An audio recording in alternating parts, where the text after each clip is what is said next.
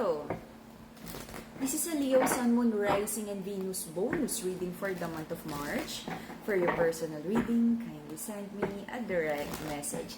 Kamusta mga Leo? Kamusta ang kabuhayan? Okay? I remember yung mga huling reading natin ay may hindi pa mabitiwan na past connection or nagkakaroon ng confusion, kanino ba magkukumit, sino ba talaga yung gusto, and what the Leos are ready for. Meron din ako nakitang mga challenges sa finances na kailangang bigyan ng maayos na desisyon para maging okay na yung flow ng money. Alright. Leo, Sun, Moon, Rising, and Venus bonus reading for the month of March. Again, for your personal reading, kindly send me a direct message. At remind ko lang uli kayo, hindi po ako magme-message sa inyo isa-isa. If you're ready to have your personal reading, just send me a direct message. And para sa mga bagong clients, PM muna, no? Para sure kayo na ako yan. Sa mga dati ng clients, alam nyo yung nag-iisang Viber, WhatsApp, Telegram number ko, and kapareho din yan ng aking GCash. Alright? Ingat po sa mga scammer. Again, the masculine in this connection ay nagkakaroon ng sabihin nating challenges sa finances. The masculine in this connection, no, ay marami siyang parang kinakabahan siya, no? Ano na bang nangyari? The masculine feels defeated about his financial goals. Kumbaga, sabihin natin kung dati very confident yung masculine na, eto na, hanggang retirement meron, or may passive income, or very smooth yung business, but I feel nagkaroon ng blockage. But right now, sabi ng masculine, ay naghihintay siya ng good news. The Leos are trying to manifest something, but nagkaroon ng blockage, disappointment, broken heart. Pero sabi ng mga Leos, kahit may disappointing situation sa buhay nyo, ay move forward pa rin, no? Very optimistic energy. There is an Empress here, isang feminine sa buhay mo na parang binigyan ng masculine ng pangako, long term. But may hinihintay na stability or mas solid na plano si Empress sa masculine. Pero sabi nung Empress, hindi siya masyadong aasa ngayon sa masculine dahil alam naman niya na hindi priority ang love for now at maraming inaayos. Itong feminine na to ay, yun nga, hindi niya maramdaman yung stability sa masculine. Kaya sabi niya, unahin din niya yung sariling financial goals niya. Okay, nagde-detach mo na kayo pareho, the feminine and masculine, sa love connection. Kumbaga hindi masyadong focus sa love, no? It's more about money, building the future, okay, long-term plans. The Wheel of Fortune is in reverse. Nagkaroon ng unfortunate situation sa buhay ng mga Leos. Pero sabi mo is ayaw mo nang masyadong isipin. Aware ka na nagkaroon ng mga deceit, panloloko. I feel this is negosyo. And kung meron kang mga dapat makuhang increase, nagkaroon ng dayaan, may favoritism sa office. Okay. And tungkol sa pag-ibig, nagiging maingat na rin ng mga Leos kasi parang nagkaroon ka na ng mga disappointment sa pag-ibig in the past. Kaya right now, sabi ng mga Leos ay talagang hindi priority yung love. May mga financial goals here na gustong i-fast track, i-expedite, no? Very hopeful yung mga Leo na magkakaroon ng magandang outcome, harvest time, but parang nagkakaroon na naman ng blockage right now because this is the building card. Meron kang mga ine-expect na, dapat first quarter, na naibalik na tong pera na to, or nakuha na yung promotion na to, or nabook na tong client na to, or whatever, tong kontrata na to. But it feels like meron pa ring blockages na kailangan tanggalin. Okay? Ilalaban ng mga Leo ang financial stability kung ano man tong malaking pera na nawala. Okay? But nagkakaroon pa din ng energy of pagpaplano ulit. So, ngayon, hindi nangyari yan. Ano yung next plan? If ever na mag-fail yan, ano ulit yung next plan? Sabi ng mga Leo, ilalaban nila ang financial stability na to, itong negosyo na to, because napakahalaga, no? Yung feeling of security para sa mga Leos. May hinihintay, again, okay. Yung love connection na to, nandito pa rin naman kayong dalawa, but I feel nagkakaroon ng disappointment yung feminine sa connection na to because hindi niya maramdaman yung commitment ng masculine sa relationship na to.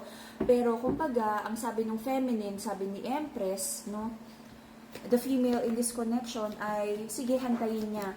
Baka naman kaya hindi daw makafocus si masculine ay dahil maraming iniisip tungkol sa negosyo. Okay? Very understanding yung feminine. The reason for the reading is, I feel nagkaroon ng malaking misunderstanding sa inyong dalawa. You're holding your cup of love, may mga trust issues, both of you are holding back, tama pa bang pagkatiwalaan, pagbigyan ng another cycle, tong relationship na to. But I feel you chose to stay together because happiness nyo yung isa't isa.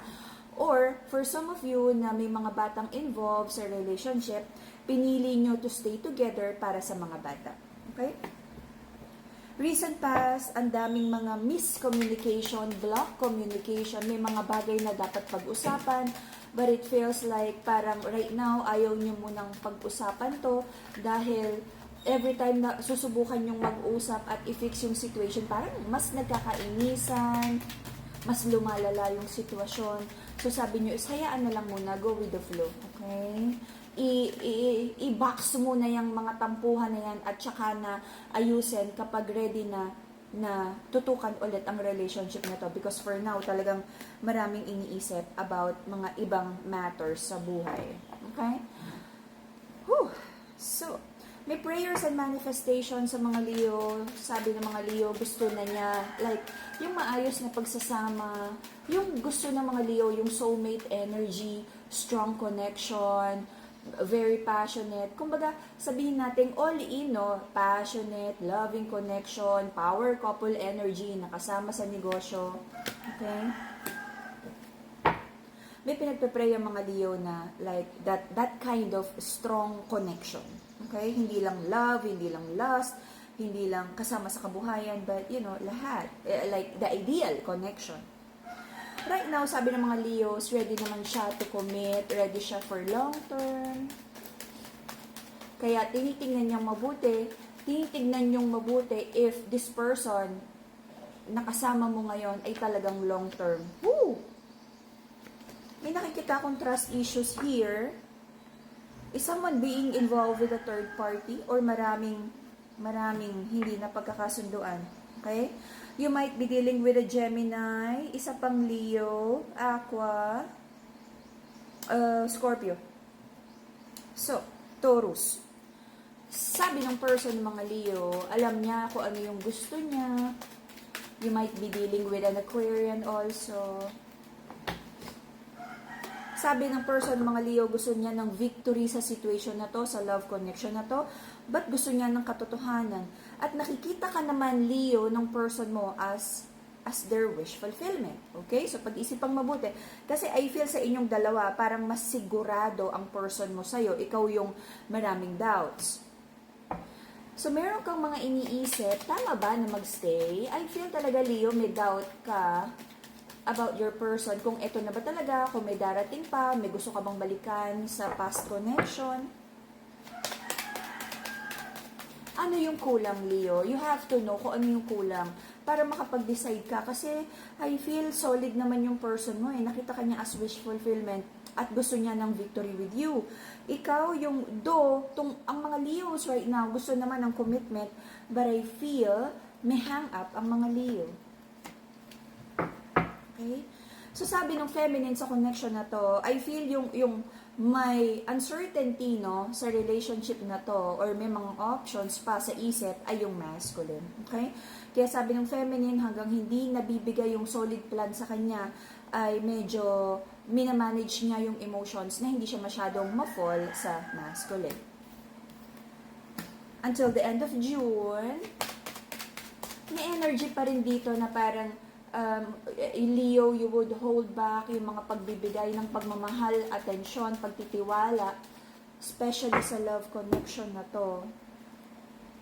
But the Empress, yung person, the feminine, would feel broken-hearted Kasi sabi ni Empress, gusto niya ng like mag-live-in na, kung ano man yung plano, long term. Kasi sabi ng feminine, gano'n na ba kayo katagal? Ilan pa bang araw, linggo, buwan, taon yung hihintayin nyo para daw mag-decide yung masculine? Because sabi ng feminine, parang tinatansya niya, no, yung feelings niya. Kasi yung feminine is sigurado naman sa connection na to. But may energy dito that someone would hold back ang pagmamahal or mag-hold back ng, kumbaga may mga mapag-uusapan na long-term plans. But may disappointment sa side ng feminine kasi parang asan na yung pangako? Gusto niya ng long-term, gusto niyang magsama na, ma-engage, ikasal. Okay? But I feel mapag-uusapan nyo to. Magkakaroon lang siguro ng delays kasi gustong makasigurado, especially ng masculine. Dahil parang nag-iisip yung masculine if ever, parang gusto niya ulit ikasal. Marami ding iniisip na like long term na ba talaga to? Kasi I feel may involved na commitment, no? The masculine is not ready. Marami siyang doubts. May gustong balikan. At na maaaring masaktan yung current partner kasi ramdam niya na hindi pa totally naka-let go si masculine from the past relationship. I don't know, kasi parang may energy din dito na may isang hindi mabitiwan, baka kasal pa, kailangan ng divorce, annulment, o baka may anak. May mga kailangan pang ayusin, bitiwan, at i-close na chapter.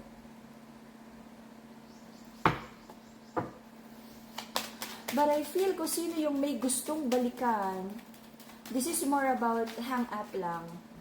Hindi ko nakikitang babalikan, kakausapin, kasi may mga doubts na baka daw hindi rin maging maganda yung outcome kung babalikan. But, pag hindi nagawa itong reconnection na to with the past person, or dun sa third party energy, or kung sino man to nai-involve pa na isa, hindi mawawala yung mga what ifs. What if kinausap ko? Babalikan kaya ako? What if kinausap ko? Siya kaya yung papakasalan ko? You know? So, a conversation, a reconnection has to be had para walang questions. At least alam mo na, ayaw na pala niya. So, moving forward, kung sino yung current person, dito na magkaroon ng engagement, kasal, promises, or like magsama sa bahay para walang questions, okay? Because I feel may confusion, especially sa side ng masculine, until June. Pag hindi pa nagawa to, hindi magkakaroon ng peace of mind kasi ang daming what ifs, okay? So Leo, pag-isipang mabuti ito, and nararamdaman ng feminine yung mga hang up mo sa ibang tao. This could be another person or a past person na ramdam ng person mo na hindi ka pa over, at alam ng person mo na kaya hindi ka makakommit at sigurado sa kanya is because meron pang hindi mabitiwan, okay? To balance the energy and to heal the heart chakra, the Madagascar rose quartz, the pink crystal. This one is the combination of rose quartz and the Brazilian citrine. This is for love and money. Bigger, this is the Madagascar black tourmaline, but ganitong size yan. Ito yung regular size natin. This is just, I wore the smaller one. Nakasale din ang ating Nazar amulet, the anti-evil eye. PM lang, lahat ng crystals natin nakasale pa until the end of March. And then PM me for your personal reading at kung paano magkaroon ng high quality, blessed, and ritualized. But ritualized crystals by the Enlightened Guide. Ingat sa mga nagme-message na mga fake accounts. Bye-bye, Leo!